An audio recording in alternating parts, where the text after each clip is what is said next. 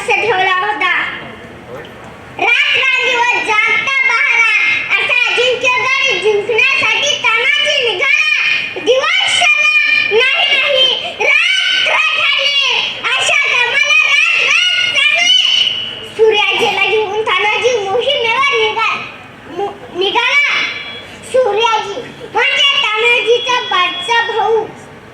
तसा शिवराणी धाडसी आपल्या थोरल्या भावाची थाल्यासारखी पडराखण करणारा आणि बरोबर काही नव्हे सगळे मिळून किती फक्त 500 गडावर तर जवळपास 1500 राजपूत होते. गडावर शत्रू किती का असना तानाजीला त्याची पर्वा नव्हती. वाघ होता तो वाघ. एका क्षेपात त्याला गड घ्यायचा होता. गडावर झडप घालण्यासाठी गडप बाजाराची संधी साधून हे मराठवाड गडाच्या पश्चिम बाजूला आले. गडाचा पश्चिमेचा कडा म्हणजे मृत्यूचा दारच होता. त्या कड्याचं नाव होतं डोंगगिरीचा कडा. हा कडा एवढा उघड होता की इथून चढण्याचं कुणी धाडस करणार नाही. म्हणूनच तानाजीनं कोठाण्यावर चढायची याच कड्याची निवड केली होती. अशा रात्री काळ्या कठीण अंधारातून 500 मराठी वाघ गुपचूप लपाछपट डोंगगिरीच्या भयान दरीत शिरले. निधड्या छातीच्या काही मावळ्या पुढे झाले आणि उभा कडा चढू लागले. कडा काय लहान होता तो. कड्याच्या सांदी सपाटीत हात पाय घालून चाचपट आधार घेत वर चढू लागले. कडा काय लहान होता तो. केवढा धोका. जरा कुठं हात पाय घसरला आज कुठं झालं चिवट जाते मुळांची. मुळावरच कडे गट दिल गायची सवय. काळसळ्या अंधारातून ते मावळा वर गेले. गडावर पोहोचले. भवानीने यश दिलं. अंदाजाप्रमाणे तिथे वर पहारे नव्हते. वर पोहोचच्या क्षणी त्या मावळ्याने वरून दोर खाली सोडला. दोरावरून मावळा वर चढू लागले. 4-5 मावळा वर आले. एवढ्यात गडावरच्या गडवाले शिपाई चावू लागले. मराठे आले. आरडाओरडा झाला. असंख्य मशाली पेटल्या. किल्ल्याचा बेभान जागा झाला. तो योद्धा संतापानं आणि आश्चर्यानं बेभान होऊन घाट तलवार घेऊन धावला.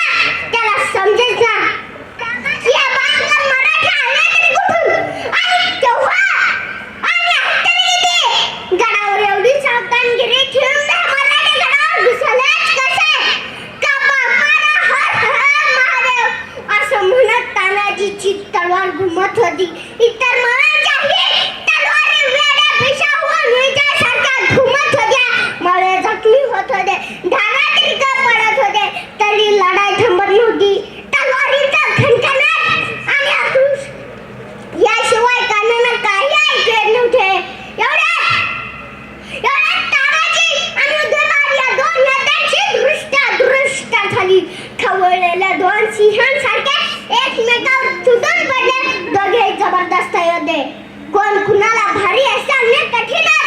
एकाच्या अंगी यमराजाच्या रेड्यात सबळ तर दुसऱ्याच्या अंगी इंद्राच्या ऐरावताचे बळ. एकाला गड घ्यायचा होता.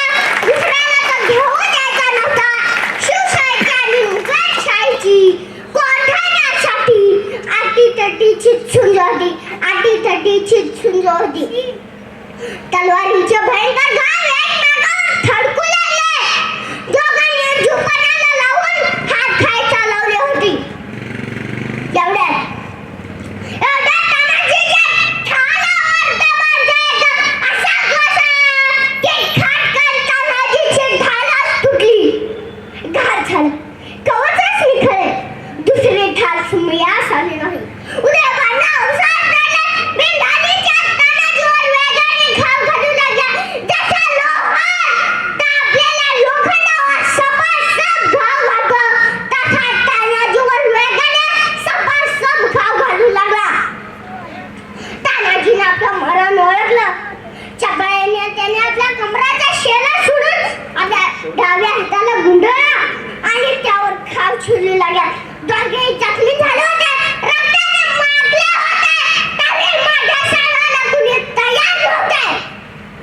एवढ्यात तानाजीचा वचन घाती तडाखा. उदयभानला बसवा. उदयभानचा शिरगाती ब्रात तानाजीवर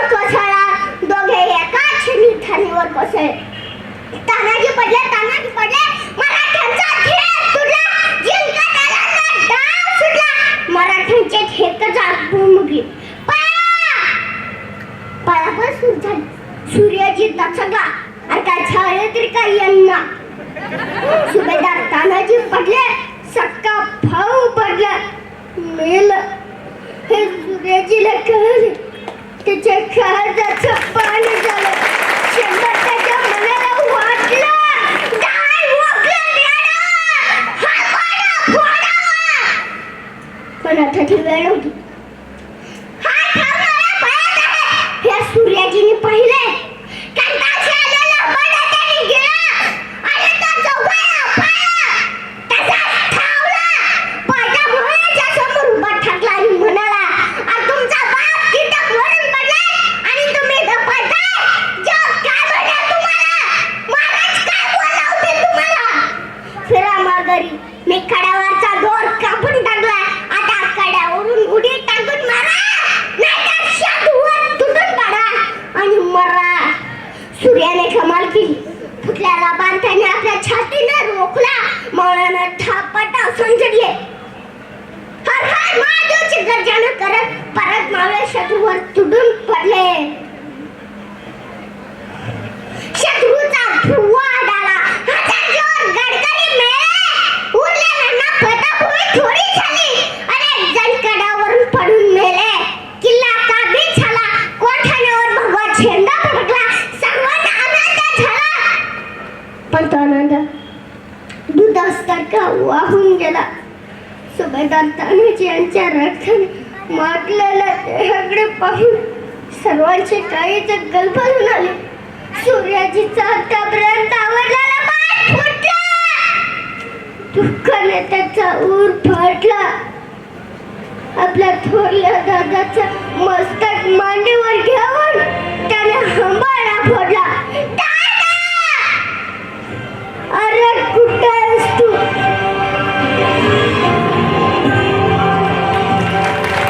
अरे कुठे आहेस तू?" महाराज विचारतील, "माझा दादा कुठे?" काय सांगू मी त्यांना? कोंडाण्याचं लगीन लावा गेलेला माझा बाप कुठं? असं रायबानं विचारलं तर मी काय सांगू त्याला? महाराजांना आनंदाची आणि दुःखाची बातमी एकाच वेळी कळाली. गड जिंकल्याच्या आनंदापेक्षा सिंहासारखा मित्र आपल्याला कायमचा सोडून गेला, याचा महाराजांना खूप दुःख झालं. त्या समय त्यांच्या कंठातून निघालेले शब्द अजूनही सह्याद्रीच्या गडकोटावर घुमत आहेत. ते शब्द आहेत, "गड आला, पण माझा सिंह गेला, पण माझा सिंह गेला."